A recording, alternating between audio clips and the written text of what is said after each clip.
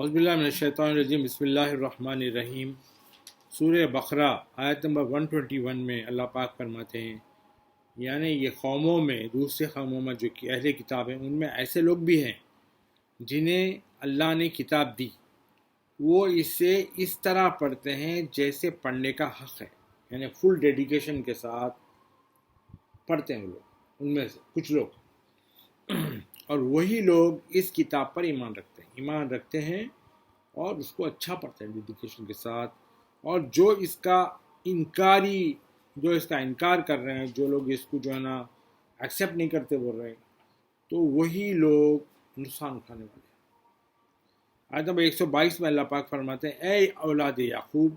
میری اس نعمت کو یاد کرو جو میں نے تم پر ارزانی فرمائی، اور خصوصاً یہ کہ میں نے تمہیں اس زمانے کے تمام لوگوں پر فضیلت عطا کی۔ یعنی میں اللہ تعالیٰ بول رہے ہیں کہ اللہ تعالیٰ تمہارے کو جو ہے نا بہت سارے نعمتوں سے نوازا، اور وہ زمانے کا جو پیریڈ تھا وہ سب لوگوں میں تمہارے کو فضیلت دیے، تم کو سپیریورٹی کا لیول عطا کیا اللہ تعالیٰ نے۔ آیت نمبر 123 میں اللہ پاک فرماتے ہیں، اور اس دن سے بھی ڈرو جب کوئی جان کسی دوسری جان کی جگہ کوئی بدلہ نہ دے سکے گی، سمجھے، اور نہ اس کی طرف سے اپنے آپ کو چھڑانے کے لیے کوئی بھی معاوضہ، کوئی بھی ایسی چیز، کوئی ایسا پیمنٹ اگینسٹ دیٹ کچھ قبول نہیں کیا جائے گا، اور نہ اللہ کی اذن الہی کے بغیر اللہ تعالیٰ اجازت دیے کہ کوئی ان لوگوں کو ریکمنڈ بھی نہیں کر سکے گا، اور نہ اللہ کے حکم کے خلاف انہیں کوئی مدد دے سکے۔ آیت نمبر 124 میں بھی اللہ پاک فرماتے ہیں، اور وہ وقت یاد کرو، ابراہیم علیہ السلام کے بارے میں اللہ پاک فرماتے رسول اللہ سے، اور وہ وقت یاد کرو جب ابراہیم علیہ السلام کو ان کے رب نے کئی باتوں میں آزمایا، کئی باتوں میں ٹیسٹ کرے ابراہیم علیہ السلام کا، تو انہوں نے وہ پوری کر دی، یعنی جو ٹیسٹ اللہ تعالیٰ ان کا لیے تھے وہ پورا انہوں کر دیے، سکسیس ہو گیا اللہ کی مدد سے۔ اس پر اللہ نے فرمایا، میں تمہیں لوگوں کا پیشوا بناؤں گا، یعنی کیا بناؤں گا؟ قال انی جعلکم للناس اماما، یعنی تمہارے کو لوگوں کا امام بناؤں گا۔ انہوں نے عرض کیا، کیا میری اولاد میں سے بھی؟ اللہ تعالیٰ کا ارشاد ہوا، ہاں، مگر میرا وعدہ ظالموں کو نہیں پہنچتا۔ یعنی ابراہیم علیہ السلام کی اولاد میں سے بھی امام بناؤ بول کے بولے ابراہیم علیہ السلام، تو اللہ تعالیٰ بولے، ہاں، میں تمہاری اولاد میں سے بھی امام بناؤں گا، اور میں جو وعدہ کر رہا ہوں یہ ظالموں کے لیے نہیں کر رہا ہوں، میرا وعدہ ظالموں کو نہیں پہنچتا۔ آدم 125 میں اللہ پاک فرماتے ہیں، اور یاد کرو جب اللہ نے اس گھر خانے کعبہ کو لوگوں کے لیے رجوع اور اجتماع کا مرکز اور جائے ایمان بنا دیا، یعنی کعبۃ اللہ کو اللہ تعالیٰ کی طرف رجوع کرنا، اللہ تعالیٰ کی طرف آنے کا، اور وہاں پہ سب جنے کانگریگیشن میں جمع ہونے کا، اللہ تعالیٰ اس کو ایک سینٹر بنا دیا۔ اس کے بعد ابراہیم علیہ السلام نے کھڑے ہونے کی جگہ کو، ابراہیم علیہ السلام جہاں کھڑے ہو کے کعبۃ اللہ کی تعمیر کرنے کے بعد جہاں کھڑے رہتے تھے، اس جگہ کو اللہ تعالیٰ کیا کرے؟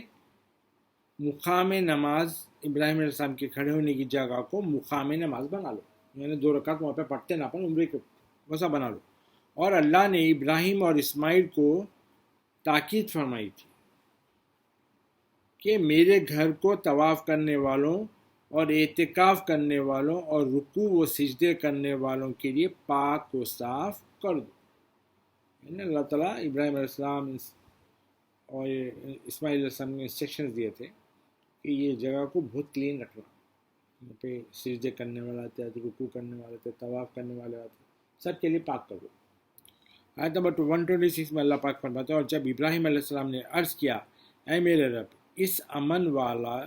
اسے یہ کعبۃ اللہ کو امن والا شہر بنا دے، مکے کو، اور اس کے لوگوں کو طرح طرح کے پھلوں سے نواز، یعنی یہاں کے لوگوں کو الگ الگ قسم کے فروٹس عطا کر، یعنی ان لوگوں کو جو ان میں سے اللہ پر اور یوم آخرت پر ایمان لائے ان کو۔ اللہ نے فرمایا اور جو کوئی کفر کرے گا اس کو بھی زندگی کی تھوڑی مدت کے لیے فائدہ پہنچاؤں گا، یعنی جو کافر بھی رہیں گا اس کو بھی تھوڑا ٹائم کے لیے اللہ تعالیٰ فائدہ پہنچانے کی بول کے بول رہے ہیں۔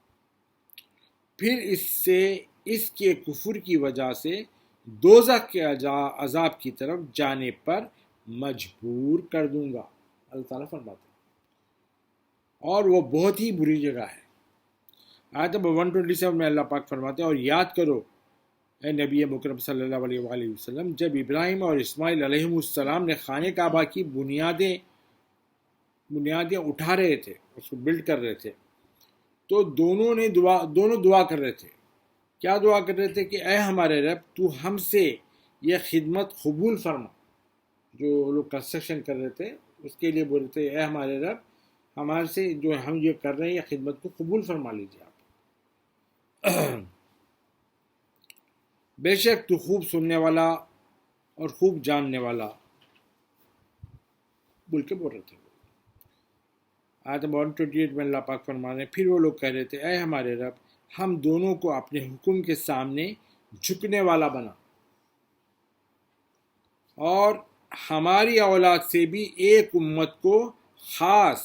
اپنا تابع فرمان بنا، یعنی انہی کی نسل سے ایک امت بھی ایسی لا جو خالی تیری فرما بردار ہو، اور ہمیں ہماری عبادت اور حج کے طریقے بتا دے، اس کے رولز بتا دے، اور ہم پر رحمت و مغفرت کی نظر فرما، بے شک تو ہی بہت توبہ قبول فرمانے والا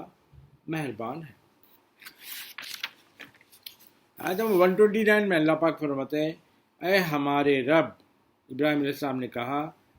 اے ہمارے رب انہی میں سے وہ آخری اور برگزیدہ رسول محمد صلی اللہ علیہ وآلہ وسلم کو محبوس فرما، انہی کی اولاد میں سے ان کو محبوس فرما بول کے بھی دعا کرے، جو ان پر تیری آیتیں تلاوت فرمائے، یعنی رسول اللہ یہ لوگوں پہ آپ کی اللہ کی آیتیں تلاوت فرمائے اور انہیں کتاب اور حکمت کی تعلیم دے،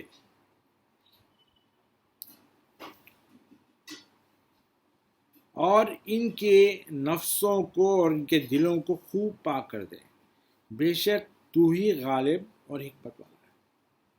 آیت نمبر 130 میں اللہ پاک فرماتے ہیں اور کون ہے جو ابراہیم علیہ السلام کے دین سے انکار کرتا ہو سوائے اس کے جس نے خود کو مبتلا حماقت کر رکھا ہے، یعنی اپنی اکڑ میں ہے، میں جو بولا وہی صحیح، دوسرے جو بول رہے ہیں وہ صحیح نہیں ہے، یہ ایک قسم کی حماقت ہے۔ تو سوائے وہ بندے کے جو اپنے آپ کی حماقت میں مبتلا رکھا ہے وہی اللہ کے دین سے، ابراہیم کے دین سے انکاری ہو سکتا ہے۔ اور بے شک اللہ نے انہیں ضرور دنیا میں بھی منتخب فرما لیا تھا، ابراہیم علیہ السلام کو، اسماعیل علیہ السلام کو اللہ نے دنیا میں سلیکٹ کر لیا تھا، اور یقیناً وہ آخرت میں بھی بلند رتبے مقربین میں سے، آخرت میں بھی وہ بہت اللہ کے کلوز رہیں گے اور بہت ہائی لیول پر رہیں گے۔ آیت نمبر 131 میں اللہ پاک فرماتے ہیں اور جب ان کے رب یعنی ابراہیم علیہ السلام کے رب نے ان سے فرمایا میرے سامنے گردن جھکا دو، تو عرض کرنے لگے میں نے سارے جہانوں کے رب کے سامنے سر تسلیم خم کر دیا، اپنا سر کاٹ کے بھی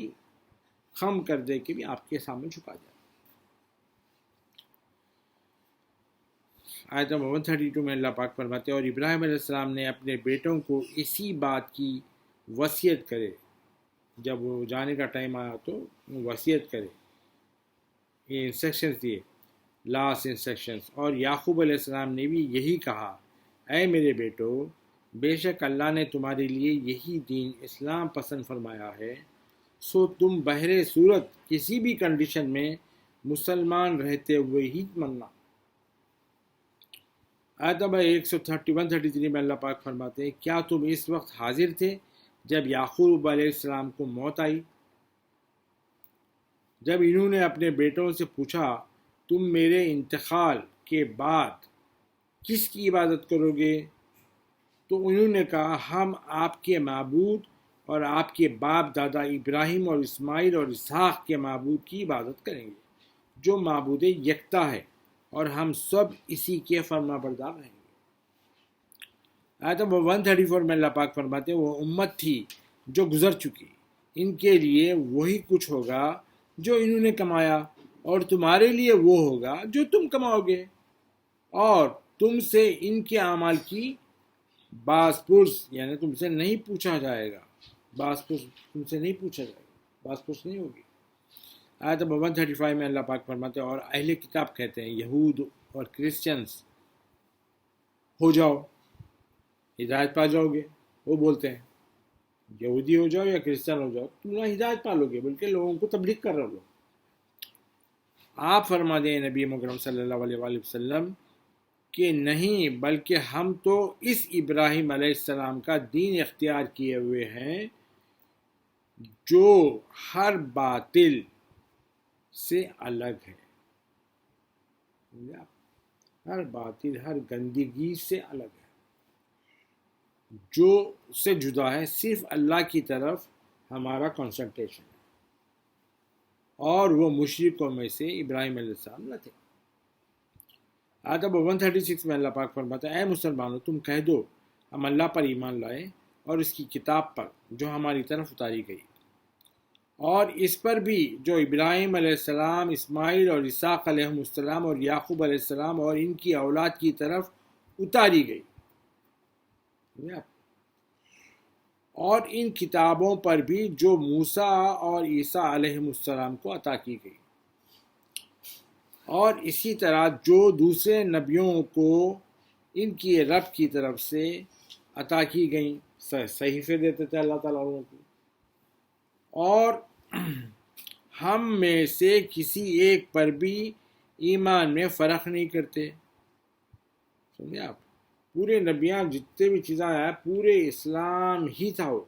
اور اللہ ہی کی اطاعت ایک اللہ معبود ماننے کے انسٹرکشنز تھے، تو کسی نبی کا ہم جو نا وہ نہیں کرتے، جو نا ہم ان میں سے کسی ایک پر بھی ایمان میں ذرا بھی فرق نہیں کرتا، سب کے ساتھ ایک ہی ہمارا ایمان ہے، اور ہم اسی معبود واحد کے فرما بردار ہیں، مسلمان کہہ رہے ہیں اسی معبود واحد کے فرما بردار ہیں۔ آیت نمبر 137 میں اللہ پاک فرماتا ہے پھر ایک گروہ بھی اسی طرح ایمان لائیں جیسے تم اس پر ایمان لائے ہو تو واقعی ہدایت پا جائیں گے، پھر اگر وہ بھی یعنی یہود و نصارہ یا دوسرے لوگ کفر کرتے ہیں، اگر وہ بھی ایمان لے آئیں اسی طرح جیسے تم اس پر ایمان لائے ہو اللہ پر، تو وہ بھی واقعی ہدایت پا جائیں گے، اور اگر وہ منہ پھیر لیں تو سمجھ لیں کہ وہ محض مخالفت میں ہے۔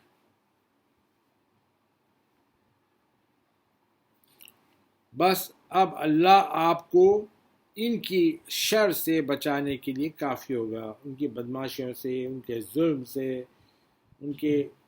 بیکار پلاننگ سے بچانے کے لیے اللہ تعالیٰ مسلمانوں کو کافی ہو جائے، اور وہ خوب سننے والا اور جاننے والا ہے۔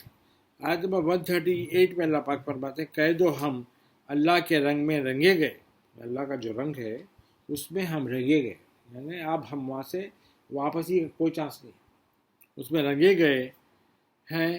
اور کس کا رنگ اللہ کے رنگ سے بہتر ہے؟ دنیا میں کس کا رنگ ہے جو اللہ کے رنگ سے بہتر ہو سکتا ہے؟ اور ہم تو اس کے عبادت گزار ہیں، مسلمانوں نے کہا۔ آیت نمبر 139 میں اللہ پاک فرماتے ہیں فرما دیں کیا تم اللہ کے بارے میں ہم سے جھگڑا کرتے ہو، حالانکہ وہ ہمارا بھی رب ہے اور تمہارا بھی رب ہے، اور وہ ہمارے لیے ہمارے اعمال اور تمہارے لیے تمہارے اعمال ہیں، ہم تو پیور طریقے سے خالصتاً اس کے ہو چکے ہیں، اللہ کے ہو چکے ہیں۔ آیت نمبر 140 میں اللہ پاک فرماتے ہیں اے اہل کتاب کیا تم یہ کہتے ہو کہ ابراہیم علیہ السلام، اسماعیل، اسحاق اور یعقوب علیہ السلام نے ان کے بیٹے یہودی یا ان لوگوں کے بیٹے کیا یہودی اور نصرانی تھے؟ فرما دیں کیا تم زیادہ جانتے ہو یا اللہ؟ یہ لوگ زیادہ جانتے ہیں کہ اللہ زیادہ جانتا اس زمانے میں کون کیا تھے؟ اور اس سے بڑھ کر کون ظالم ہوگا جو اس گواہی کو چھپائے جو اس کے پاس اللہ کی طرف سے کتاب میں موجود ہے۔ کتاب میں ہے سب ان لوگوں کے پاس، چھپاتا ہے۔ تو جو چھپانے والا بول رہے ہیں اللہ تعالیٰ اس سے زیادہ کون ظالم ہوگا جو اللہ کی باتوں کو چھپاتا ہے جو اس کے پاس اللہ کی طرف سے کتاب میں موجود ہے، اور اللہ تمہارے کاموں سے بے خبر نہیں ہے۔ اللہ تعالیٰ knows everything very well, whatever you are doing.